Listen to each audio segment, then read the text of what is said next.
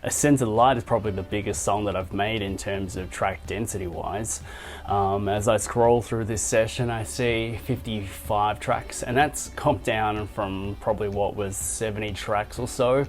18 of them are drums, some sub tracks in there, 3 kinds of bass tracks, 8 guitar tracks there, 2 pianos, we've got a string track, 8 synthesizer tracks, we've got 2 special effects tracks, and we have 14 vocal tracks. I wanted to create something that was incredibly positive, something that was really uplifting and unlike anything else I'd done before. So when I decided to do a solo project away from my band, I wanted to create music that had elements of everything that I was inspired by and elements of all the kinds of genres that I listened to. And so with the drum sound, I wanted to record it in a really big space with lots of microphones and get a really big sound for the drums.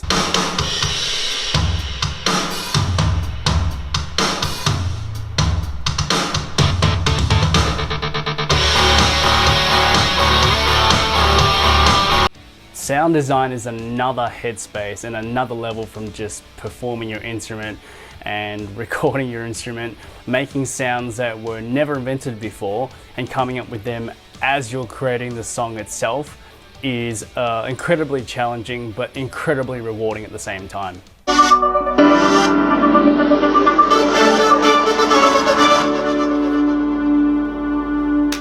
I love that. Another thing I really love about this track is the piano part that I played in the bridge. I made it up literally as I was about to track or record it in the studio. I didn't know what was going to come out of me, but then what came out was this fairy tale kind of melody and almost Disney-like.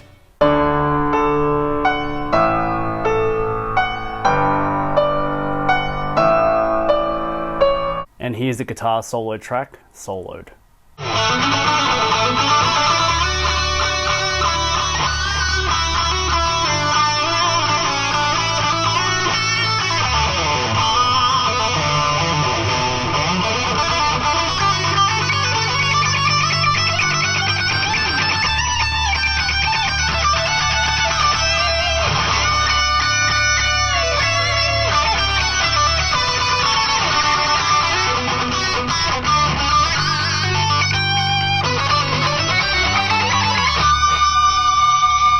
My manager in the US, we argued about the outro for quite some time.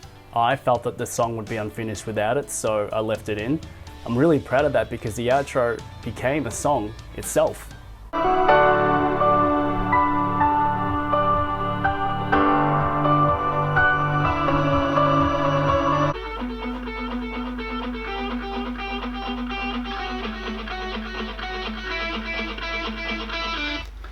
It's a bit of a cock tease because as things open up, you begin to get this feeling that something's coming again or something's about to happen.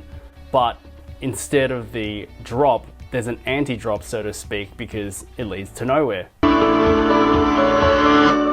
And then nothing. One thing that's super cool in the pre-chorus is the Hoover bass. Sounds like it sucks in air.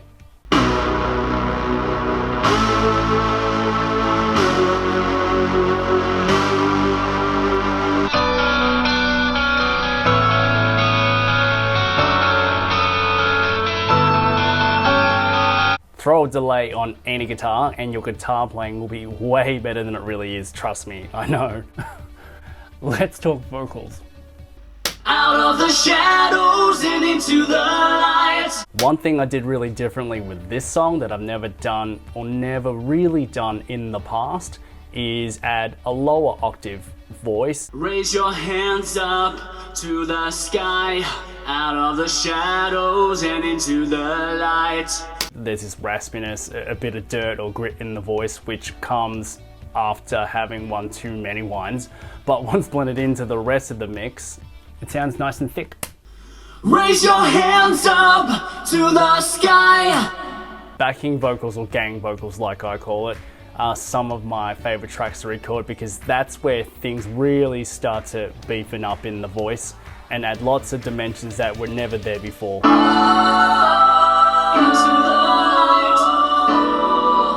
So that's just me singing those melodies a couple of times over and then doubling each of them to get them to sound really thick and lush. And then we add a chorus effect on them, which really makes it sound very big.